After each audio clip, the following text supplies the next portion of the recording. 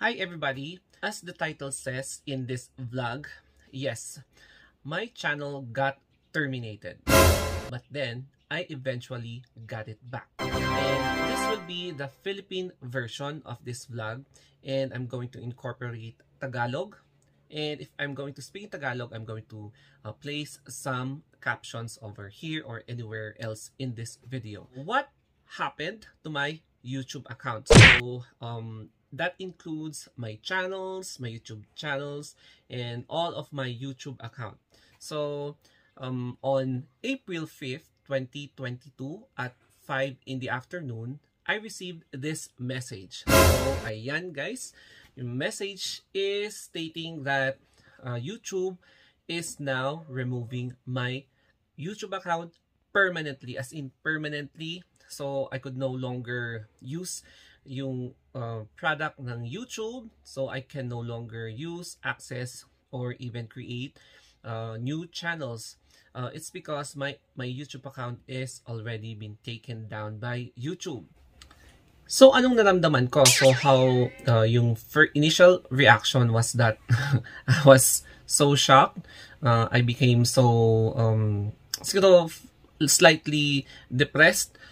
And I am thinking about the 4 years that I invested to my YouTube channel, YouTube career, my vlogging career, na biglang nawala, or suddenly it became like gone with the wind, parang ganon.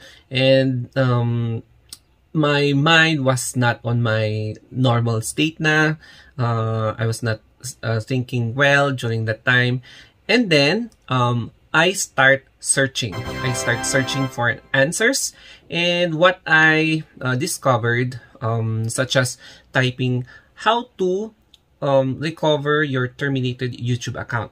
So I went back to the message and fully read all the contents of the message, notice for termination. So going through again with the letter, states there that YouTube found out that some of my contents, or there is one video that I uploaded that is not in accordance with the community standards. And then that title, I also thought about thinking yung title.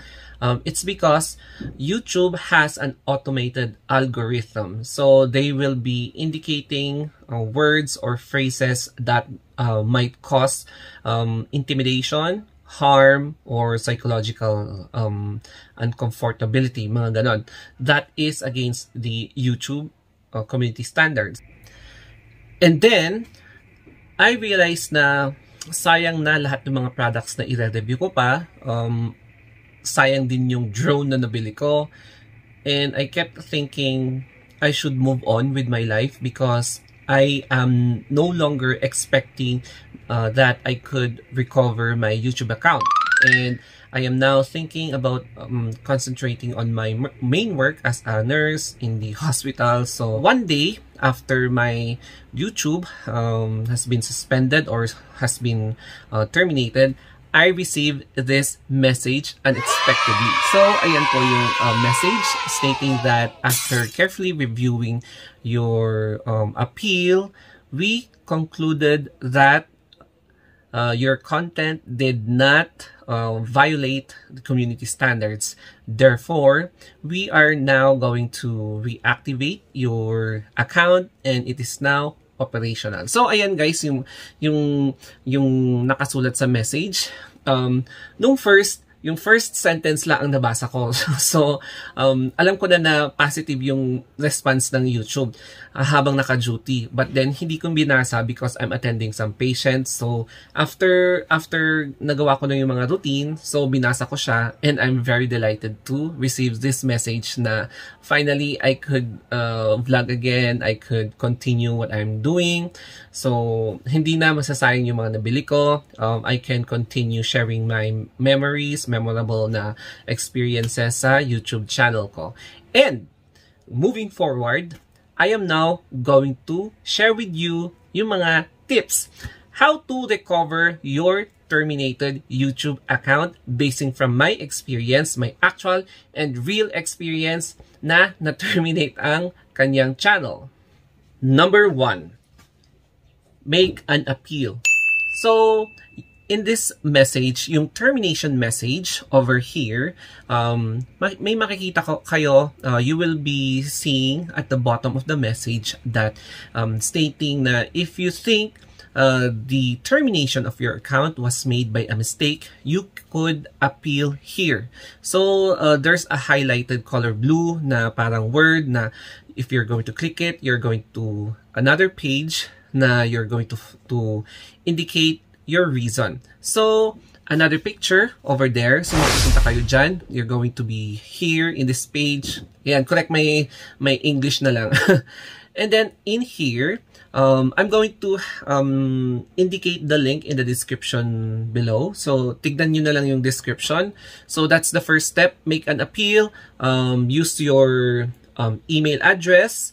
Yung email address dyan, and then you copy your YouTube link na it's in your message. So copy that and then paste it in that appeal page and then state your reason.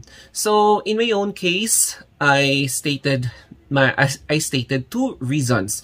Yung first reason is that I believe that YouTube mistakenly terminated my account because it did follow community standards.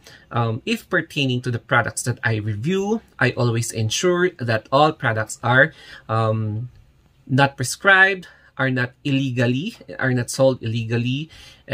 All are based on vitamins and supplements that are beneficial to the health and body of every individual that I can share and show them the effects of my body. So, ayan po yung nasabi ko. That's my reason. And then, I did not my content did not show any other violations such as pornography, hate speech, or spammy activity. Ano pa ba? Yung gore, yung mga pranks na sobrang offensive pranks na, ano pa ba? Yung gun violence, yung mga ganon. So, it basically did not violate those kinds of parang crimes sa YouTube. And of course, it did not have any copyright violation. So, ayun po guys ang sinabi ko. And number 2 reason is that Philippines is in a highly parang nasa election. That's why some negative campaigners are targeting social influencers they believe that is not supporting their own candidates. That's why they opted to report those social influencers in response to satisfy their own self-greed or gratification, mga ganon. Yun yung second reason ko, which is, feeling ko, pwedeng ganon, may nag-report sa channel mo, it's because parang they feel na sumusuport ka sa candidate na ito. So, they must do something to take you down. And yun yung pangalawang reason ko. And then, so, nasubmit ko na. I already submitted that appeal. And kulang talaga yung explanation because there is a limitation of 1,000 words. So, ayun po yung pong papakita ko dito. Naipakita naman, so nabasa nyo naman siguro yung rason ko kung ano yung what is the contents of that appeal. So, ayan, click the submit button and then you will receive a message like that. Thank you for submitting ganyan, and then our team will be carefully reviewing your appeal and will determine if we will be either approving or reconsidering your account or maintain the termination. Number 2, so there is another option for you to inform any representatives of YouTube, such as chatting with them, making a chat with them, or making an email. So I'm going to indicate number 2 tip, yung link dyan. So you're going to contact the YouTube, any representative. Mas maganda kapag chat because it is an interactive na communication by a real person. So you can ask that person why you're going to make an appeal to recover your account. And I have another tip.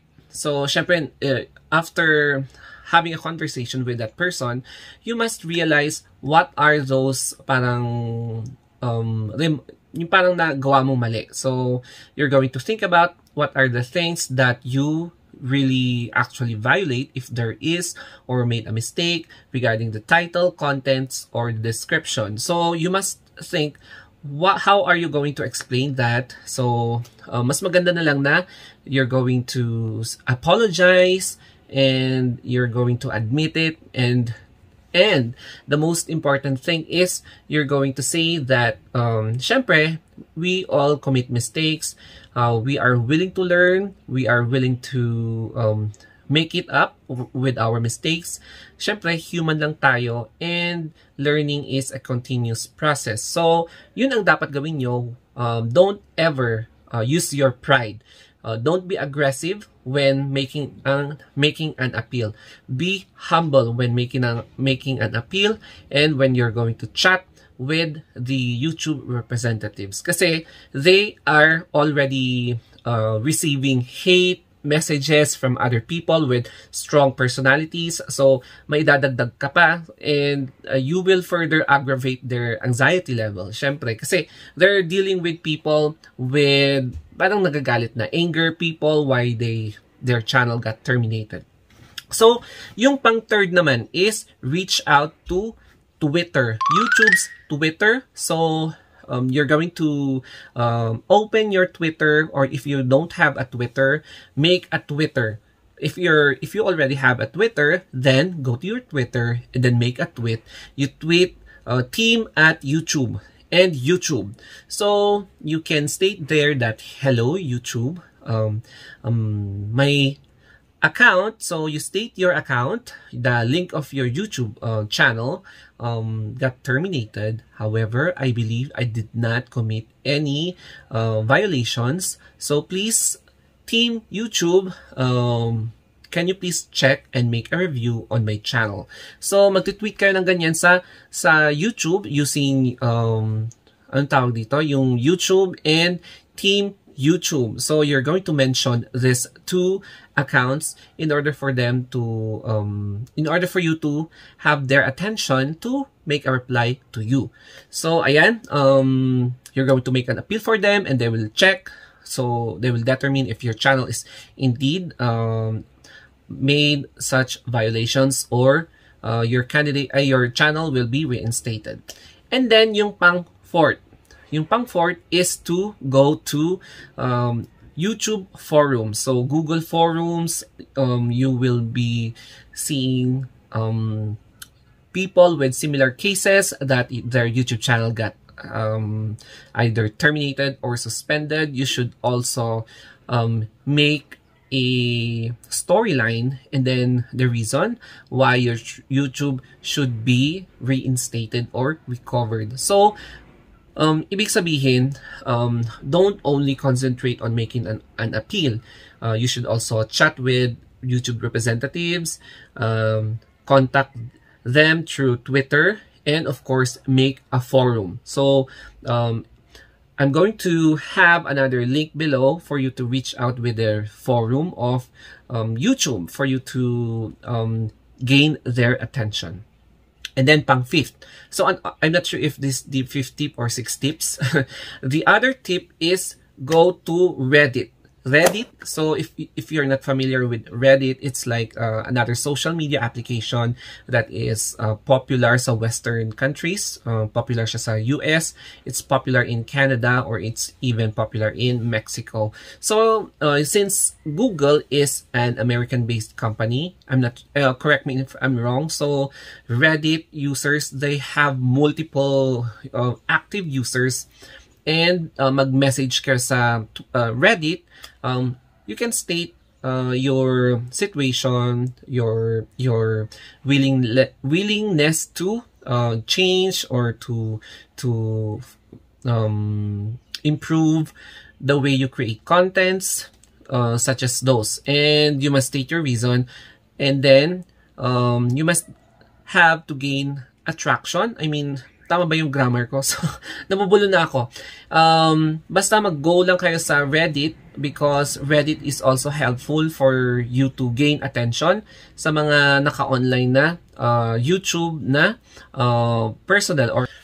And the result after making such appeal to 5 different portals, my YouTube is now recovered. And simula nun, I really check on my videos, kung ano nga ba yung mga videos na na-flag, or I really check on the contents of the videos that I need to remove. So even though there are some videos that are gaining more attention, it is important to consider na it's parang mas importante to have your YouTube account than to have a video that could risk your channel's termination, suspension, or getting a strike. So, lesson. So let's proceed with the lesson learned from this channel or from this vlog. I realized na you should keep on checking your channel. So you should clean all our unnecessary videos, or you should check if your video is offending somebody, or if you are already unaware that you are creating contents that are already at risk for violating community standards. And it is important to delete those videos that could risk your channel from getting demonetized, terminated, suspended, or getting a strike. So responsibility, disciplinary is the key in order for your channel to become successful. And I also realized na if your channel is really growing, you are happy that you are already gaining some subscribers, viewers, and earnings, and that's how your pride is going upward. So parang very comfortable ka na you are not realizing that you are no longer making corrections, accepting mistakes. So that's one of the tips na I can advise to you. So I hope in this video, I'm very sorry if this video is kind of long, but I hope it could help you recover your account. I'm not going to forecast na parang katulad ko na one day I already recovered my account. It's a case-to-case basis. Yung other account holders could recover after 2 days, 3 days, 4 days. Others may recover their account after weeks, 1 week, 2 weeks, or even months. And I hope yung video na to could help you recover your account. Thank you so much, and always stay safe. If you have any comments, just make comments below. I hope I could attend it. And mag-question lang kayo, ask me some question, and I'm going to answer for as long as I can. Basta gawin nyo lang yung mga tips na sinabi ko. Those are really effective. And thank you for those other YouTubers who shared similar stories that I followed. And yes, it really did made my account recovered. So that's all. Sorry for my curved or baluktod na English. So that's all, and mwah mwah.